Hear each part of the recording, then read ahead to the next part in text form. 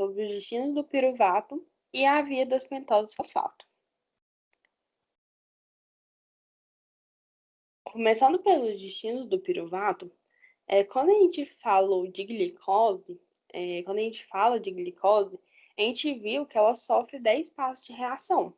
Isso em condição de aerobiose, que seria na presença de oxigênio. Esses 10 passos, ao final, são formados piruvatos, né? Esse piruvato, ele vai ter destinos diferentes de acordo com as condições de aerobiose e anaerobiose. Na presença de oxigênio, o piruvato ele vai ser descarboxilado, como a gente pode ver aí no slide, e vai se unir à coenzima A, que vai ser transformado em acetilcoenzima A. Ao final de tudo, vai ser oxidado em CO2 e água. Esse primeiro destino, por estar na presença de oxigênio, ele produz mais energia.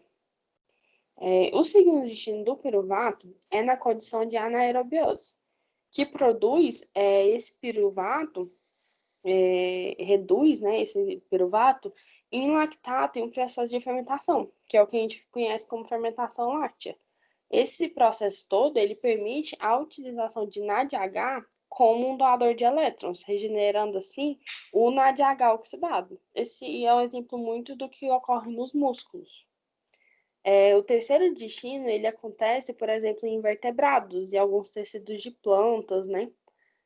O piruvato, em condição de anaerobiose também, ele forma etanol e CO2, o que a gente conhece como fermentação alcoólica. E esses são os 3 destinos do piruvato. A via das pentosas fosfato. A glicose,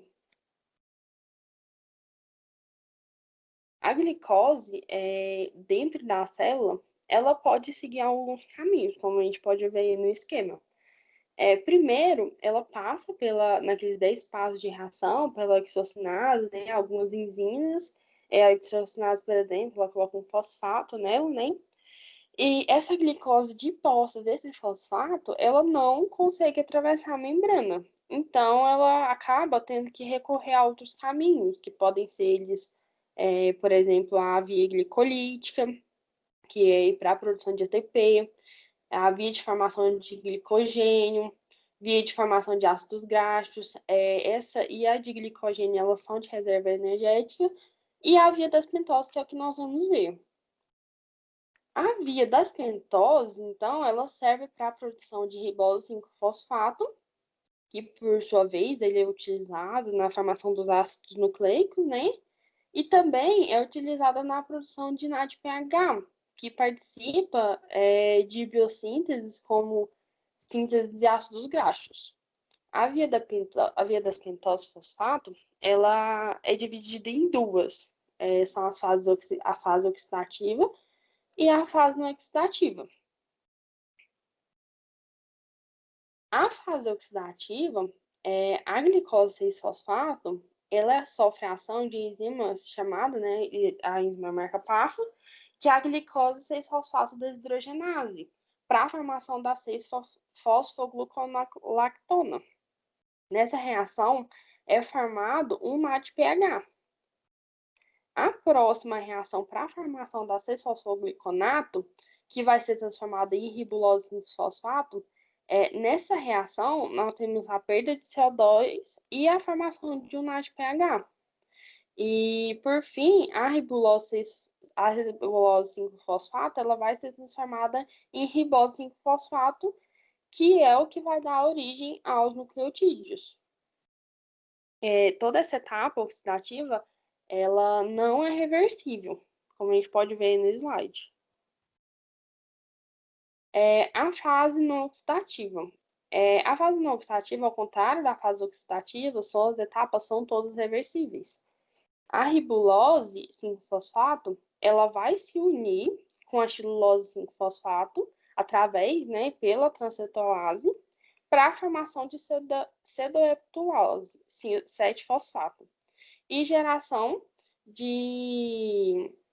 na verdade, a cedoheptulose 7-fosfato, ela vai ser formada juntamente com o gliceraldeído 3-fosfato.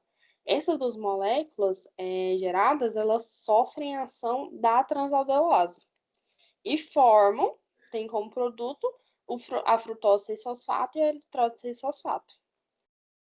A frutose 6-fosfato, ela consegue ser transformada em glicose 6-fosfato, porém, a eritrose, ela precisa se unir a mais uma molécula, que é a molécula de xilulose, para formar também gliceraldeído 3-fosfato e frutose 6-fosfato. A regulação, né? A regulação dessa via, ela se dá principalmente pela enzima marca-passo dessa rota, que é a glicose fosfato deshidrogenase. Ela é controlada de acordo com as proporções nas concentrações de NADPH e NADP. Ou seja, caso a concentração do produto da reação, né, em relação ao substrato, que é NADPH, aumente, essa enzima ela acaba sendo inibida. E caso essa proporção diminua, a enzima ela é ativada. Esses foram os destinos do piruvato e a via das pentose fosfato.